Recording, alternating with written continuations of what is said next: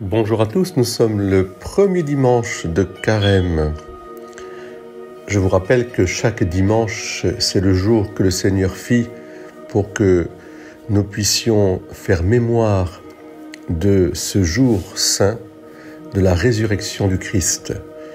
Chaque dimanche est un jour de fête et en particulier dans ce temps de Carême est aussi un jour où nous pouvons vivre pleinement la joie déjà de la résurrection.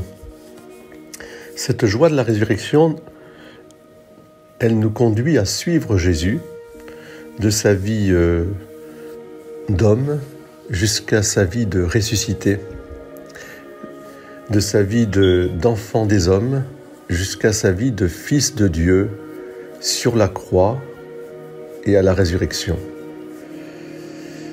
Oui, orientons vraiment déjà notre regard en ce premier dimanche de Carême sur cette perspective de la résurrection.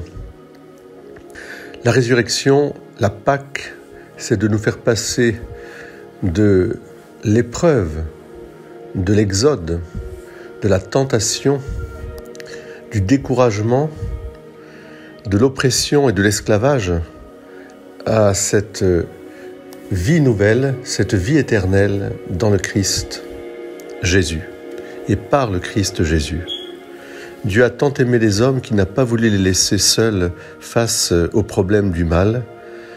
Lui qui avait fait le pari de nous laisser libres n'a pas voulu nous laisser enfermés dans une liberté faible et affaiblie par le péché. Il est venu aussi en tant qu'homme porter notre fardeau et subir lui-même la tentation. Les tentations du Christ sont déjà un dévoilement de son amour, de l'amour de Dieu infini pour nous. Regardons-les ainsi. Dieu se laisse tenter au désert. Dieu, par son Fils qui est la pensée même de Dieu, se laisse tenter au désert. Alors, nous pouvons regarder ainsi les tentations du Christ déjà comme une libération, comme aussi un acte d'amour profond pour nous, adossé à la volonté de Dieu, à la sainte volonté de son Père, adossé à la parole de Dieu, la parole des Écritures qu'il nous laisse comme un testament, c'est-à-dire une alliance forte, puissante. Un seul Dieu tu adoreras, tu ne tenteras pas Dieu, et l'homme ne se nourrit pas que de pain, mais de toute parole qui sort de la bouche de Dieu. Voilà, ces trois tentations, elles vont nous accompagner pendant toute notre vie. Elles sont comme déjà une guérison profonde.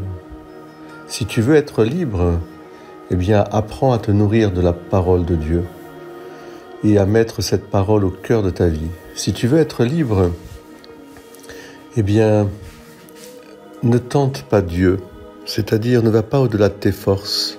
Accepte ta limite, accepte ta pauvreté et, je dirais, vis les choses simplement. Ne te jette pas de sommets, de choses inaccessibles. Et si tu veux bien sûr être libre, eh bien, adore ton Dieu, c'est-à-dire aime-le de tout ton cœur, de toute ton âme, de toutes tes forces, et reconnais qu'il n'y a qu'un seul Dieu, ce Dieu unique en trois personnes, le Père, le Fils et le Saint-Esprit. Amen. Soyez bénis et chantons avec moi. Seigneur, enseigne-moi tes voies. Fais-moi connaître la route, dirige-moi par ta vérité, enseigne-moi car tu es le Dieu qui me sauve. Rappelle-moi, Seigneur, ta tendresse, ton amour qui est de toujours. Dans ton amour, ne m'oublie pas. En raison de ta bonté, Seigneur, il est droit, il est bon le Seigneur, lui qui montre aux pécheurs le chemin. Sa justice dirige les humbles, il enseigne aux humbles son chemin. Oui, Seigneur, tes chemins, Seigneur, sont amour et vérité pour qui garde ton alliance. Très beau dimanche de Carême Confions nos catéchumènes à la miséricorde du Seigneur qui les amène à la délivrance du baptême à Pâques. Très beau dimanche à vous tous, soyez bénis. Le lion de Juda a vaincu nos propres tentations. Amen.